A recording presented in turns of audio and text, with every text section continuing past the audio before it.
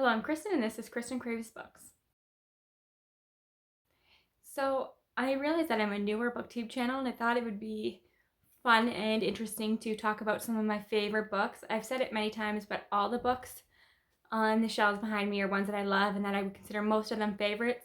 But I thought I'd pull out 10 that I would consider my favorites of all time. That is today. If I did this list tomorrow, it might be different books in a different order. I am going to try and order them from my 10th favorite to my favorite of all time, but this order can change. The books that I pick off the shelves can change day to day, but as of right now, these are my 10 favorite books and that I own. There are some that I listen to audiobook and haven't included here, and I'm not including nonfiction because I feel like that's a video on its own. And I do think that eventually I will highlight all the books on these shelves at some point, tell you why I love them, but I really want to sit down and talk about these 10. So my 10th favorite book right now is Rules of Magic by Alice Hoffman, and this is actually a prequel to Practical Magic if you've ever seen the movie, which I love, or read the book. This is a prequel to that one, and it follows the Owens family, who are witches and they're cursed to never fall in love, or if they fall in love, their true love will die, as you will know if you watch the movie. But this is a prequel to that, and this takes place in the 1960s, and we're following three siblings, two sisters and a brother, who moved to Massachusetts, where this all began with their Aunt Isabel, I believe her name is, and they're teenagers at this time, and their mother has all these rules for them. No black cats, no red shoes, all these strange rules that they don't really understand, and they are all very different. So we're following each of their perspectives and how they grow up and come to understand their powers and just how different they are in their relationship with one another. If you like books about siblings, this is a really great one. This is my favorite witchy book ever. And we follow them into adulthood when they move to New York and what happens there. It's just a very heartfelt novel, very witchy, very atmospheric, but really it's a book about siblings. So that is why this one stands out to me. And actually, it was just announced a couple weeks ago that Alice Hoffman is releasing a fourth book in this series, which is actually a sequel to Practical Magic, and I think it's called The Book of Magic. There's also the prequel to this one, and it's called Magic Lessons, which came out last year and was one of my favorite books. I almost chose it over the Rules of Magic, but I still think that this one's my favorite in the series, and I hope to read it again in October because I just love it so much. So that's my 10th favorite book. Next one is by an author who's quickly becoming one of my favorites. I read her latest book last month, The Infinity Courts, and absolutely love this, but this is my favorite of hers so far, and that is Starfish by Kimi Don Bowman, and this is a YA contemporary novel, and we're following a young girl called Kiko who is half Japanese, and she's trying to find her place in the world. She has a complicated relationship with her mother. Her family is quite abusive, and she is given an opportunity to leave her hometown and tour some art programs with her best friend. And this is really the story of her finding herself, finding her talent, embracing her talent, finding comfort in art. I am really drawn to books about art. Another book that should be on this list, but I don't know, and I've lent it to a friend and never got it back, is I'll Give You the Sun, and I find that's very similar to this one in it follows themes of art and the power and healing of art. Again, Punching the Air by Ibiza Boy and Yusuf Salam also has those themes. That is just something I really appreciate it. But Akimi Don Bowman is beautiful. This cover is stunning. That is just a side point. But I really loved Kiko in this. This is a heartbreaking book. It tackles some difficult themes. It feels so authentic. You can tell that this is really personal to the author, but it's a really beautiful book. So I highly recommend this one. Now the next one, and my 8th favorite book, is, I could have chosen any of this author's books for this spot, but I decided on Monday's Not Coming by Tiffany D. Jackson. This is the latest one I read by her, so it's fresh in my mind, and I do think it's my favorite of hers. But I could have picked any of them. I thought about picking Allegedly because that's her debut. I thought about picking Let Me Hear a Rhyme because that was the first I read by her, but Monday's Not Coming is actually following a character named Claudia, whose best friend Monday has gone missing, but no one in her life seems to notice or care, and it's just a devastating book, and there's some confusing timelines in here, but it all comes together. You really just have to trust Tiffany D. Jackson, and I trust her with any topic. So this explores lots of conversations about racism, bullying, just It's a difficult book to read, but it's so well handled, and I just loved Claudia in here. I love that she really fought for Monday, and I like that we got some flashbacks to when Monday was not missing and their friendship beforehand. It was just a really well done book, very moving, and I'm excited that we're getting actually a horror thriller from Tiffany D. Jackson this year called White Smoke. So love her, love this book. Could have chosen any of hers for this list. And my 7th favorite book is one I talk about all the time. It is my favorite YA fantasy, and that is Ray Bear by Jordan Ifueko. This book is just so beautiful, and I'm so excited that I have this signed edition.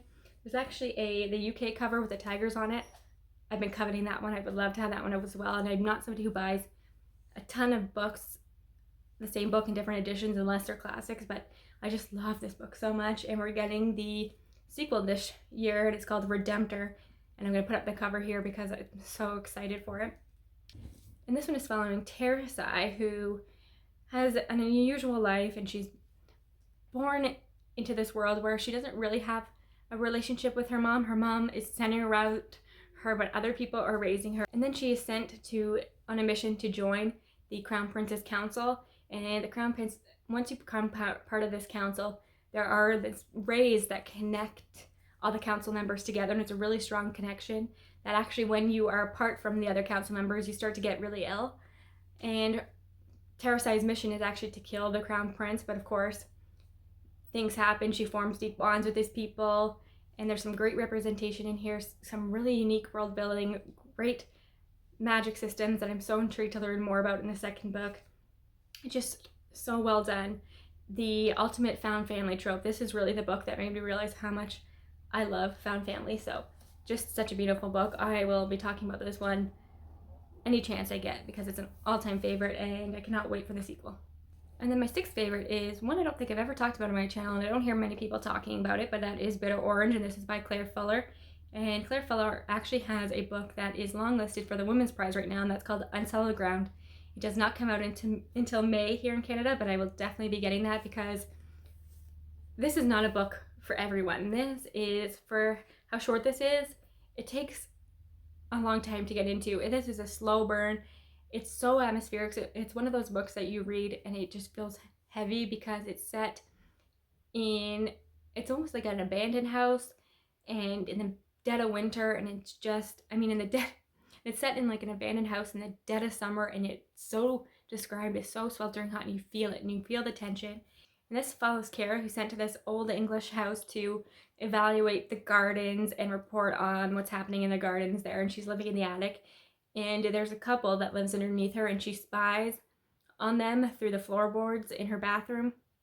And then she kind of develops a relationship with them, and you never quite know what's going on and who to trust in here. Definitely some unreliable narrators. There's some great twists in here, and it just is so heavy.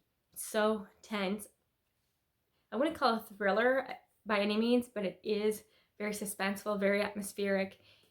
If you like Sarah Perry, it's kind of that kind of writing style, but I just thought that this was incredible. Another one that I would reread, but I wouldn't recommend it to anyone. You have to have very specific taste. I would try the first chapter, on Goodreads or Amazon, wherever you can get an excerpt, and see if that's something that you're interested in, but I love this book so much. Now my 5th favorite book is my favorite book of 2020 that I read in 2020, came up way before that, but it's one that it's really hard to explain, and if somebody asked me about this, I'm like, I don't know what was going on in this book really, but it is beautiful and well worth reading, and it is the 5th season by N.K. Jemisin. I have a feeling this is on many people's favorites.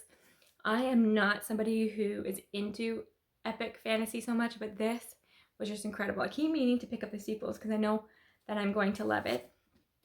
And what really makes this book special is the world building in here. And we're following a few main characters as they are going through this 5th season. So in this world, there is not 4 seasons, there's 5th, and in the 5th season, the world starts to fall apart. That is all I can really say about this one. But we're following somebody whose son is murdered right in the beginning, so if that is a trigger for you, it's quite intense. Just know that going in. And her daughter is missing, and it was her husband who has killed her son and kidnapped her daughter because he has discovered that they have these powers. And so we're following her journey to find her daughter, and she meets people along the way. And we're also following some other characters, and it's just very intense, very beautiful, incredible book. And N.K. Jemisin won the Hugo Award for each of the books in this trilogy, and I feel like that is so well deserved. I also have The City We Became by her in audio, so I need to get to all of her books. That is one of my goals for this year. But yes, incredible, incredible book. Believe the hype on this one. And then my fourth favorite book is the book that got me into sci-fi, and that is Sleeping Giants by Sylvain Neuvel. And I have his whole series here. But as you can see, it's been read a few times. It's not in the greatest shape. And this one follows Rose, who, when she's a child, she falls into a hole in the earth and she finds a giant hand. And this kind of changes the course of her entire life. She becomes a scientist, and as an adult, she is trying to discover what this hand means. More giant body parts are found throughout the world, and they're wondering, is this alien? Is this a robot? Where are these things coming from? And the story really goes on for there. And it's told in mixed media through interviews and surveillance footage, and it's just a really quick book to get through, really intense. I loved every book in this series, but I think the second one is ultimately my favorite, but I wasn't going to show you that one because it's the second book in a series. But this is one I would also like to reread again because it's just so great. I love when there's books like this that really got me into a new genre. I was so close-minded to sci-fi before I picked this one up, so I'm so grateful for that book. So that is one reason why it's a favorite, but it's also just a great book. The next one is also one that taught me something about my reading taste, and that is Homegoing by Ya Jesse, and it showed me how much I like multi-generational family sagas. I love sweeping narratives. Even though this is so short, so much happens in here, and we're following two sisters who lead very different lives. One marries a rich Englishman and one is sold into slavery, and then we follow each of their generations and how that one event way back when had changed the course of all their ancestors. So it talks a lot about intergenerational trauma, and it's just so beautiful, so powerful. It's shocking that this is Ya Jesse's debut. I also really liked her latest release, Transcendent Kingdom, which is more of a slice of life story, completely different from this one, but just as great, just as wonderful writing style. Like, I just like her writing style and the themes that she talks about. She's just very intelligent, and she really gets you thinking. So another one I would like to reread at some point. Deserves the hype. So amazing, and showed me something about my reading taste, which a lot of my favorites have and what I look for. And then I have my top two favorites, and these are very interchangeable. One day I'll tell you one's my favorite, the other day I'll tell you another one. But my second favorite today is The Lonely Hearts Hotel, and this is by Heather O'Neill.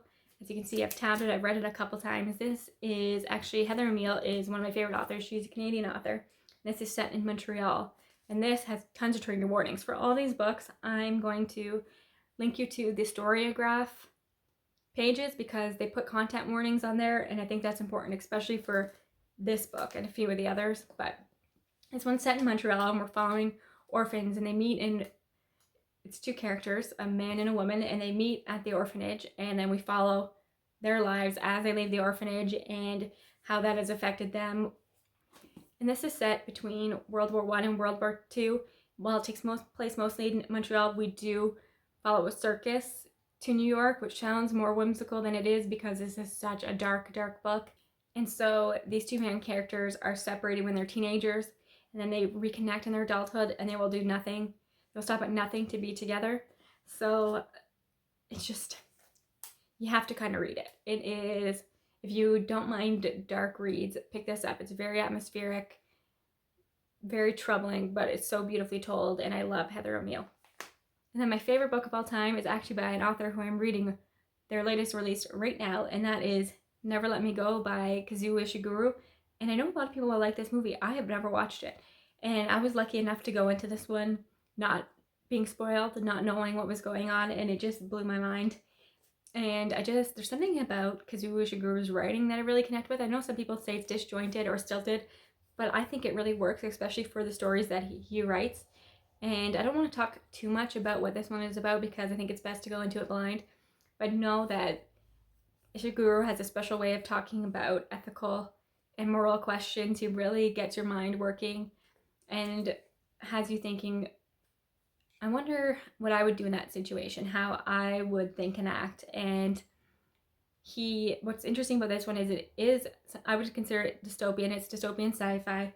but it doesn't seem that far-fetched. This could be our real life, and that is a scary thought. And it's just so beautifully done. It's just my favorite book. I talk about it all the time. And right now I'm reading Claire and the Sun, and I'm finding very similar themes. That one follows an AI is our narrator. In that one, they're called AF, and this artificial friend. And I can already tell that one's gonna break my heart, much like this one did. So let me know if you've seen the movie, because I do like the actors in there. So I should probably do that. I just don't want it to ruin my favorite book. Let me know if it holds up. So that is it.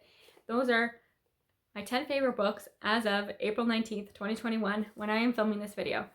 And if I filmed it on the 20th, I might have picked out, I'm like looking at my shelves behind me and thinking, ooh, I want to talk about that book. I will talk about them all at some point on my channel, I am sure. But as of today, these are my 10 favorite books. Let me know if we have any books in common, what your favorite book is. I thank you so much for sitting through this video and for your time. I'll talk to you again soon. Bye for now.